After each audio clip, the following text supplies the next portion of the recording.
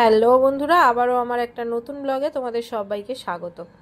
এখানে দেখতেই পাচ্ছ দুধ জাল দিচ্ছি, আর এখানে পায়েসের চাল ধুয়ে একটু সামান্য ঘি মাখিয়ে রেখে দিয়েছি।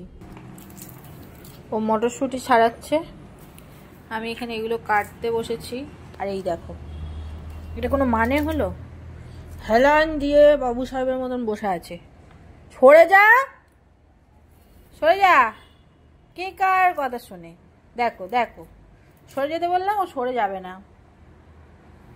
উফ, সরে যাবি না তাই তো? হ্যাঁ, কি রে? আবার আর চোখে দেখছে, কি রে? সরে যাবি না? ঠিক আছে, সরতে হবে না, বস থাক। কুটু কুটু কুচু কুচু কুচু কুচু কুচু কুচু। শোনা বাবা তুমি? ও, কালকের আমি তমসাকে মানে টুয়াকে আইবুড়ো ভাত খাওয়াবো, তো সেই জন্যে রাত্রে আমি সব কেটে নিয়েছি। দেখতে পাচ্ছ কালকের ক্লাসও আছে, তো সকালে যাতে কাজটা একটু ইজি হয় সেই জন্য আমি সব কেটে রেখেছি। এখানে রাইসের সব কিছু কাটা রয়েছে, এখানে চাটনির কাটা রয়েছে, বাকি কালকের সব হবে। এগুলোই বেশি সময় লাগার, তো সেই জন্য এগুলো আগে কেটে নিয়েছি, বাকিটা কালকের। তো এখন বাজে ভোর মোটামুটি 4:30। আমি চাটনি বানাচ্ছি। হ্যাঁ, তোমরা কালকে দেখেই রেখেছিলে যে আমি সব কেটে রেখেছিলাম, আর পায়েসটা কালকের বানিয়ে রেখেছিলাম। আর আজকের একদম সকালবেলা প্রথমেই চাটনিটা বসিয়ে দিয়েছি। চাটনিটা কমপ্লিট করে তারপরে আমি ভাতের জলটা বসাবো, মানে রাইসের জলটা। তো দেখতেই পাচ্ছ, যেহেতু রাইসের পরিমাণটা একটু বেশি তাই।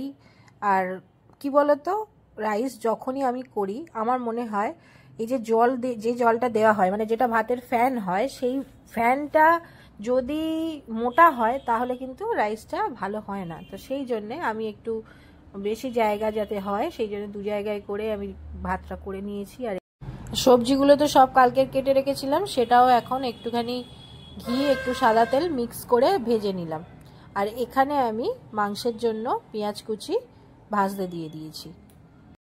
এরপর দিদি বলল যে আগে আমাদের একটুখানি কফি করো, তো সেই জন্যে আমি, দিদি আর মিমো খাবো বলে একটু কফি বানালাম। যদিও ওর কফিটা সামান্য একটু কফির স্মেলটা পাবে, ম্যাক্সিমামটাই দুধ।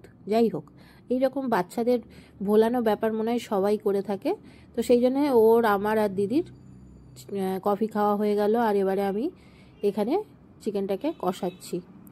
আর আজকে সত্যি কথা বলতে বেশি কিছু করছি না, কারণ মুড়ো টুড়ো অনেক সময় নিয়ে আসি কিন্তু ওরা কেউ সেগুলো খায় না, শুধু শুধু ওই জন্য আর করিনি। ওর বাবা এই দুটো পমফ্লেট মাছ বড় বড় পেয়েছিল, সেই দুটো নিয়ে এসছে। আর বাগদা চিংড়ি, না মোচা চিংড়ি, আমি এই দুটো খুব গুলিয়ে ফেলি। যাই হোক, পমফ্লেট মাছ আর মোচা চিংড়ি নিয়ে এসেছিলো, সেই মোচা চিংড়ির মালাইকারি করেছিলাম, আর ওই পমফ্লেট মাছের ঝাল করেছিলাম। না এরা আজকের এখনো কেউ আসেনি কেন?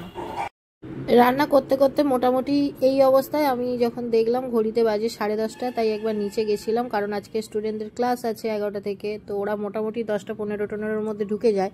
বাট আজকে গিয়ে দেখলাম এখনো পর্যন্ত কেউ আসেনি, তো তাই ভাবলাম ঠিক আছে, সব হয়ে গেছে, শুধু চিংড়ির মালাইকারিটা বাকি আছে, ওইটা বসিয়ে দিই। তো আমি আবার ওপরে চলে এলাম আর ওদেরকে টেক্সট করে দিলাম যে তোমরা এসে আমাকে বলো। তো এখানে আমার মালাইকারি কমপ্লিট, আর তোমাদেরকে একে একে সব দেখিয়ে দিচ্ছি কি কি রান্না টোটাল হলো। এটা ছিল পমফ্লেট মাছের ঝাল, এটা পায়েস, চিকেনটাও আজকের একদম কষা কষা করেছি। এরপরে দেখো রাইস এখানে করা হয়ে গেছে, আর চাটনি। এরপরে আমি চলে গেছিলাম আবার ক্লাসে। গিফট কোনোদিন সামান্য হয় না, বুঝলে? গিফট সবসময় মানে কি বলবো, অসামান্যই হয়। ও বাবা গো, অলগা করে এনেছি গো, বলে বাবা কি সুন্দর লাগছে। এটা কি সামান্য বলছো? সেটাই, খুব সুন্দর হয়েছে, অসাধারণ। কি দারুণ লাগছে না? ক্যান্ডেল ভেতরটা বানানো, ও কি দারুণ, থ্যাংক ইউ। মা এটা কি গো, কোন ভেঙে দিয়েছে? আমার রান্না বান্না তো সব কমপ্লিট, কিন্তু তমসা এখনো আসেনি, তো সেই জন্য আমি ক্লাসেই আছি। স্টুডেন্টরা সব প্র্যাকটিস করছে আজকে। ভালো আছি, তুমি ভালো আছো? তুমি কি একটু মিষ্টি মিষ্টি মতন হয়ে গেছো? তুমি কি একটু মিষ্টি মিষ্টি মতন হয়ে গেছো? মনে হয় বিয়ের ফুল ফুটেছে বলে মিষ্টি হয়ে গেছে। চলে এসো চলে এসো। হ্যাঁ ওকেও ডাকো না।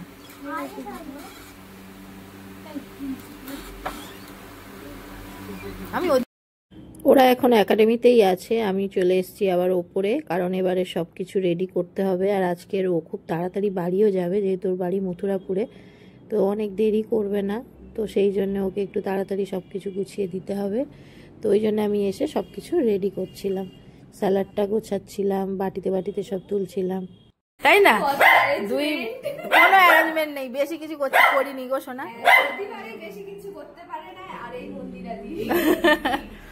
এসো ভিতরে এসো। তমসা, ততক্ষণ আমরা এদিকে রেডি করছি, তুমি এটা পরে দেবো। আবার হাতে দেবো না? আমি হাতে তাহলে ধুয়ে আসি, রেডি করি। আমার হাতে এটা তুলে দাও একটু। না, একদম রেডি হয়ে সুন্দর হয়ে আসো, ঠিক আছে? ঠিক আছে। যেহেতু আমার ব্যাক পেনের সমস্যাটা খুবই বেড়েছে, তাই মন্দিরে আমাকে বসতে দেয়নি। ও দেখো পুরো সাজানোটা আজকের ওই করেছে, আর আমি বলে বলে দিচ্ছিলাম। প্রায় ডেকোরেশন কমপ্লিট, আর ততক্ষণ টুয়া ও রেডি হচ্ছে। ও রেডি হয়ে গেলে আর ওকে খেতে দিয়ে দেবো। আমার পুরো সাজানো কমপ্লিট, দেখে বলো তো কেমন হয়েছে। আর এই সাজানোটা যদিও তোমরা দেখে দেখে অভ্যস্ত হয়ে গেছো, আমি সব স্টুডেন্টদের যখন খাওয়াই এই সেটআপেই খাওয়াই, পুরো এই ব্যাপারটাই রেডি হয়। তো আজকে টুয়ার জন্য করা হয়েছে। টুয়া বললো আগে খাওয়ার আগে স্যারকে আগে ইনভাইট করবো, তারপরে খেতে যাবো। স্যার আবার কখন কোথায় চলে যাবে, তো ওই জন্য দেখো ও আগে ইনভাইট করতে গেছে। টুয়া নিমন্ত্রণ করছে ভগবান। একসঙ্গে অনেকগুলো ব্লগার থাকলে এগুলো হতেই থাকে। তো আমার শ্যুট করা হয়ে গেছে, এবারে টুয়া নিজের জন্য শ্যুটটা করছে, দেখতেই পাচ্ছ।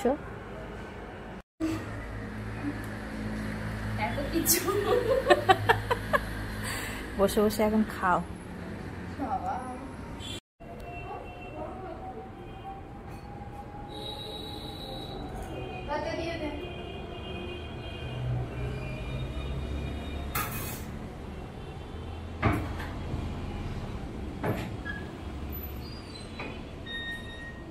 খুব ভালো থেকো, নতুন বাড়িতে একদম সবার মন জয় করে থাকো।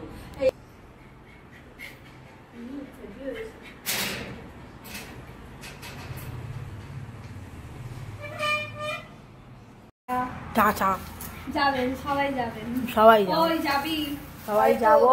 হয়তো কি তুমি ভালো করে বিয়ে করো, হ্যাঁ মন দিয়ে বিয়ে করো। আমি তো চাই যাবো। এবার মা যদি নিয়ে যায়, তাই তো? তো তমসার বললাম আগেই তোমাদের যে ওর বাড়ি যাওয়ার তাড়া ছিল, তাই ও খাওয়া দাওয়া করেই বেরিয়ে গেছিল, আর আমিও চলে গেছিলাম একাডেমিতে। তোমার বিয়ের আগে মনে হয় লাস্ট একাডেমিতে ঢুকে যাওয়া। যাও। আসছি, টাটা পূজা। দিয়ে যাবো তো চাবিটা। বিয়ের আগে লাস্ট একাডেমিতে। টাটা। ওই টাটা। এই তো একটা মডেলের শুট হয়ে গেছে, আর একটা মডেলের কান থেকে আরেকটা মডেলের কানে চলে যাচ্ছে। যদিও জিনিসগুলো কিন্তু এদের দুজনের কারোরই নয়, জিনিসটাই এর, সে লাস্টে পড়বে। সময় কত ভালোবেসে সব পড়ালো, আর খুলে নেওয়ার সময় দেখো যা ইচ্ছা করে খুলে নিচ্ছে।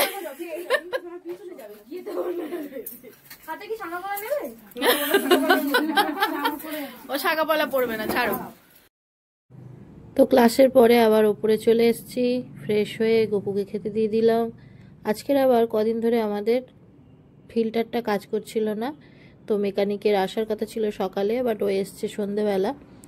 তো দেখছে কি প্রবলেম হয়েছে, তারপরে ওটা ঠিক করে দিয়ে চলে গেল। আর তারপর সারা দিনের পরে একটু আমি কফি করে আমার আর রিমোর কফি করে আমি এবার একটু রেস্ট করব। তো কফি খাওয়া হয়ে গেছে আর এবার একটু বেডে চলেও এসেছি। এবার একটু রেস্ট নিতে হবে। কদিন ধরেই আবার ব্যাক পেনের সমস্যাটা খুবই কষ্ট দিচ্ছে, কিন্তু সব পরপর তো ব্রাইডাল ধরা রয়েছে, তো সেই হিসেবে এখন ব্যাক পেন নিয়ে শুয়ে থাকার মতন কন্ডিশান নেই। তার মাঝখানে যতটুকু গ্যাপ পাবো ততটুকু একটু রেস্ট করার চেষ্টা করতে হবে। তো চলো আজকের ব্লগটা এখানেই এন্ড করছি। যদি কিছু ভালো লাগে প্লিজ লাইক করো, কমেন্ট করে জানিও তোমাদের কেমন লাগছে আমাদের ব্লগ। আর যারা দেখছো কিন্তু এখনও সাবস্ক্রাইব করোনি, প্লিজ সাবস্ক্রাইব করে নিও। নেক্সট ব্লগে আবার তোমাদের সঙ্গে দেখা হচ্ছে। ততক্ষণ সবাই খুব ভালো থেকো, সুস্থ থেকো, সবাইকে ভালো রেখো। Tata, good night.